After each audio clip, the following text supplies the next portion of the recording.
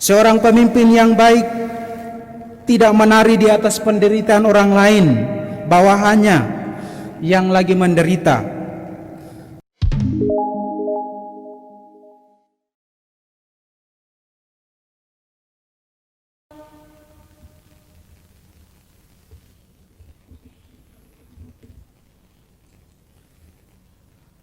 Tuhan sertamu.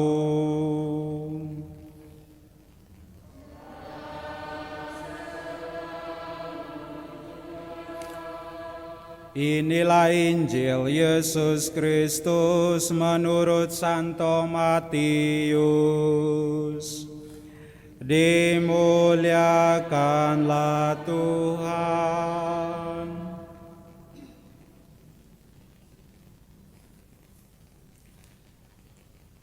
Sekali peristiwa, Yesus mengajar orang banyak. Hal kerajaan surga itu seumpama harta yang terpendam di ladang, yang ditemukan orang lalu dipendamnya lagi. Karena sukacitanya, pergilah ia menjual seluruh miliknya, lalu membeli ladang itu.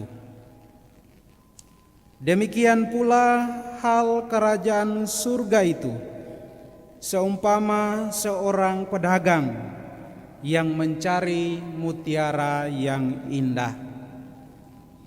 Setelah ditemukannya mutiara yang sangat berharga, ia pun pergi menjual seluruh miliknya, lalu membeli mutiara itu.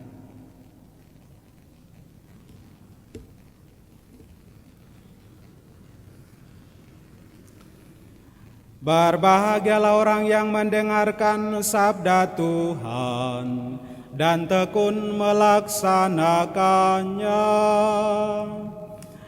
Tanamkanlah sabda-Mu ya Tuhan dalam hati kami.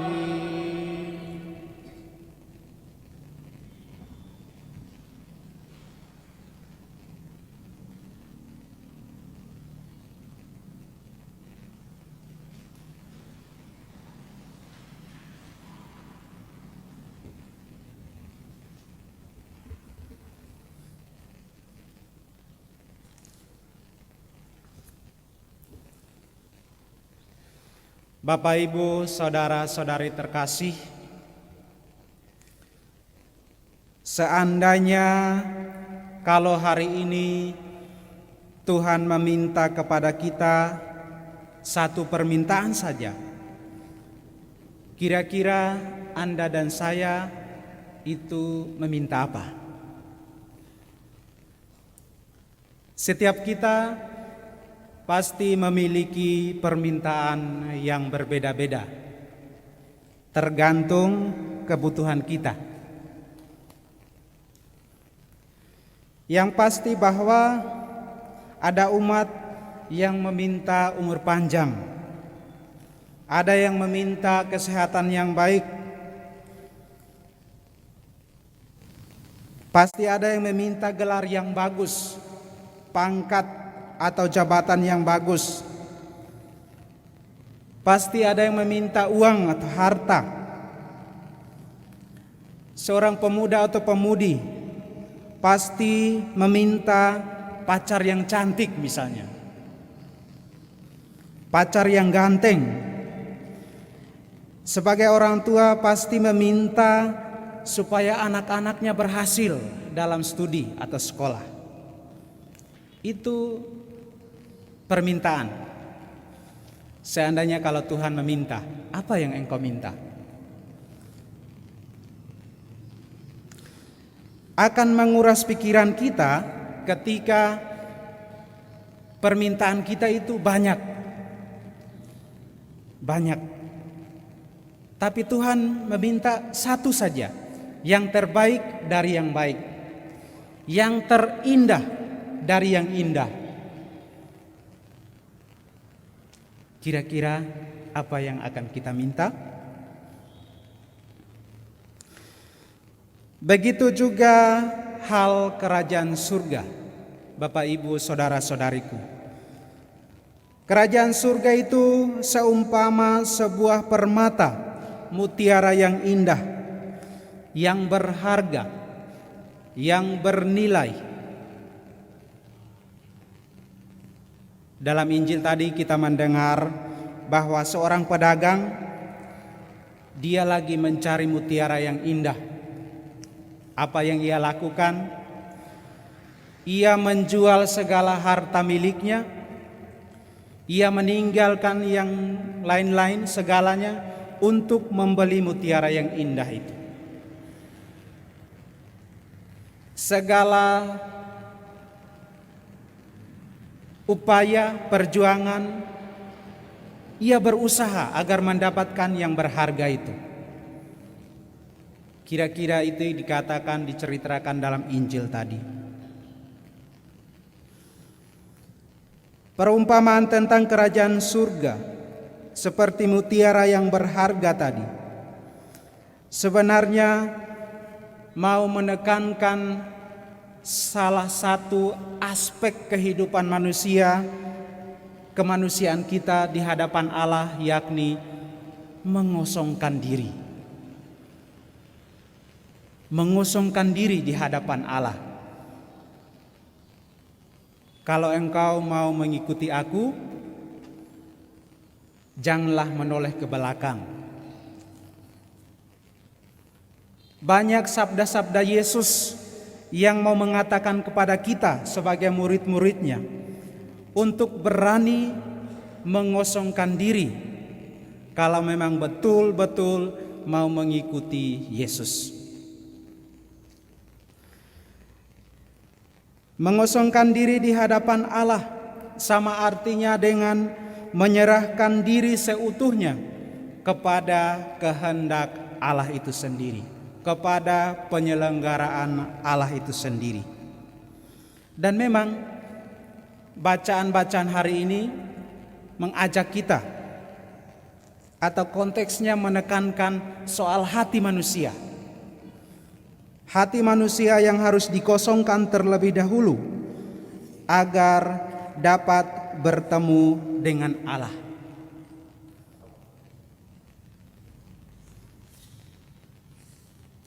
Bapak, Ibu, saudara-saudari terkasih, memang tidak mudah kita menemukan tokoh atau orang yang betul-betul meninggalkan segala hal lalu hanya mengikuti jalan Tuhan. Bagaimana dengan seorang pastor atau suster biara yang meninggalkan segala hal, keluarga, harta dan segalanya untuk mengikuti Tuhan Yesus? Apakah mereka memang betul-betul mengikuti Tuhan Yesus?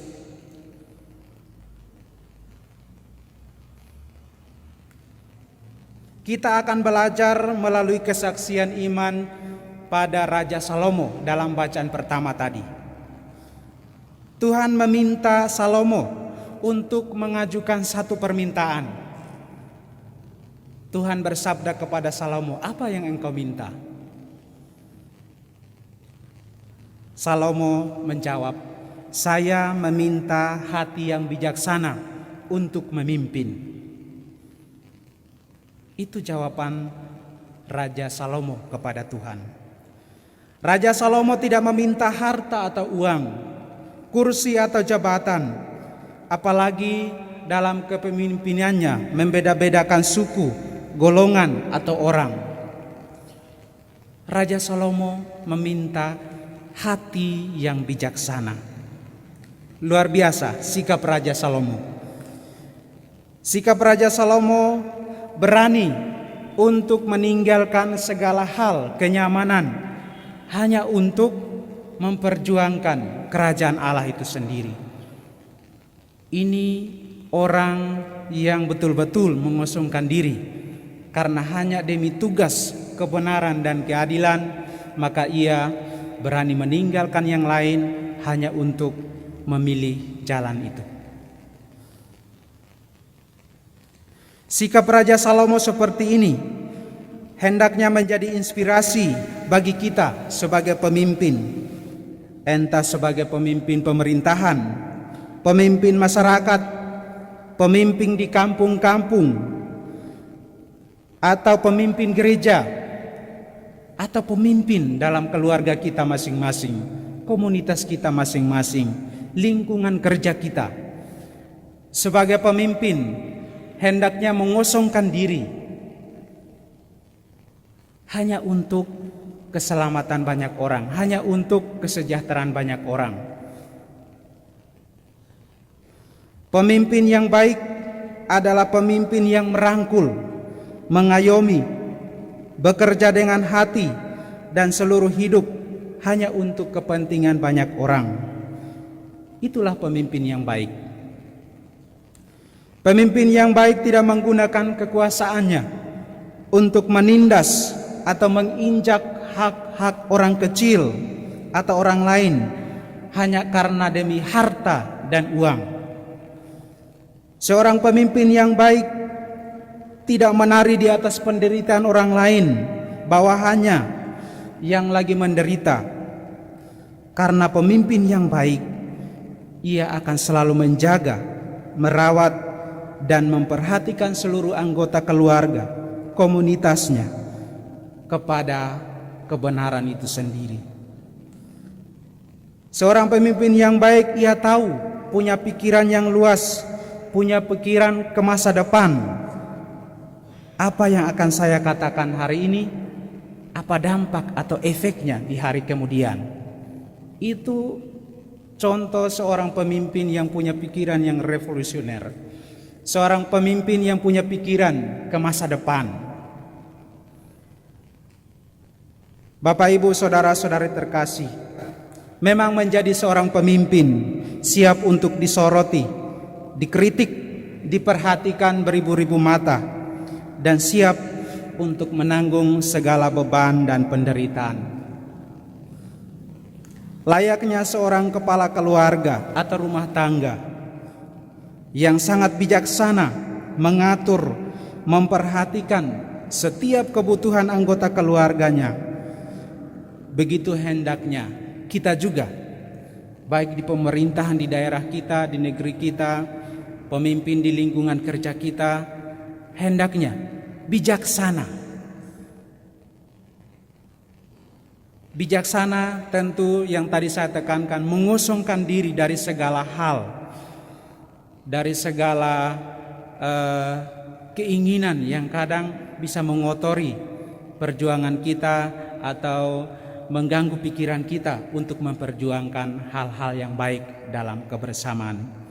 Kita berdoa semoga sabda Tuhan hari ini yang kita renungkan, kita belajar untuk berani memilih yang terbaik, berani memilih kebenaran hanya untuk mempertaruhkan hidup kita, tugas dan profesi kita untuk dekat dengan Allah sendiri.